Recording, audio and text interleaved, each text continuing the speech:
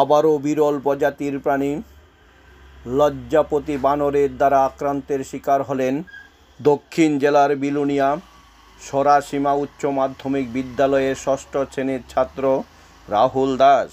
আক্রান্ত রাহুল দাসকে বিলোনিয়া হাসপাতালে প্রাথমিক চিকিৎসার জন্য নিয়ে যাওয়া হয়। ঘটনা বিলোনিয়া বিবেকানন্দ কলোনি এলাকায়। খবর পাওয়ার সাথে সাথে বন্য প্রাণী সংরক্ষণ বিভাগের কর্মীরা ছুটে আসেন। কর্মীরা এসে দেখেন স্থানীয় এক প্রশিক্ষণপ্রাপ্ত যুবক বানরটিকে বিভিন্ন কায়দায় অবলম্বনের মধ্য দিয়ে ধরতে সক্ষম হন। পরবর্তী সময়ে প্রশিক্ষণপ্রাপ্ত যুবক বন্য সংরক্ষণ প্রাণী কর্মীদের হাতে বানরটিকে তুলে দেন।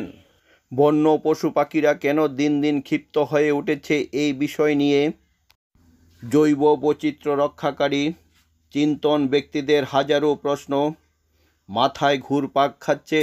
প্রথমত এই কথাগুলি না বললেই নয়।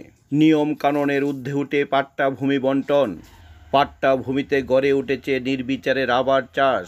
বন দপ্তরও বিভিন্ন পার্ক প্রজেক্টের নামে সবুজ বনায়ন ধ্বংস করেছে নির্বিচারে। অন্যদিকে ভারত বাংলাদেশ সীমান্ত রক্ষাকারী কাঁটাতারের বেড়া নির্মাণের ফলেও বন্য পশুদের বিচরণ ক্ষেত্র নষ্ট হয়ে গেছে। স্থানীয় প্রশিক্ষণপ্রাপ্ত যুবক আরও বলেন, না থাকলে আমরা উদ্ধার করে নিয়ে যাবো, এরকম আমরা নিয়ে গেছি আর এরকম নেওয়া যায়।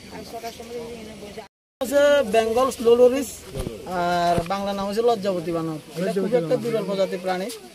তো এগুলা এগুলা বাড়িতেছে একটা কারণ যে বনে জঙ্গলে যে আগুন দিতেছে এগুলার লাগে তারার বন ধ্বংস নষ্ট হইতেছে, লেগে এটা তারা বাইরে যাইতেছে। ঠিক আছে, তো এটা আমি অ্যাকচুয়ালি সারতারের কমন যে বিষয়টা একটু আপনারা দেখবেন যাতে বনে জঙ্গলে যাতে আগুন না দেয়, কারণ বনে জঙ্গলে বন্য প্রাণী বিভিন্ন রকম বন্য প্রাণী থাকে।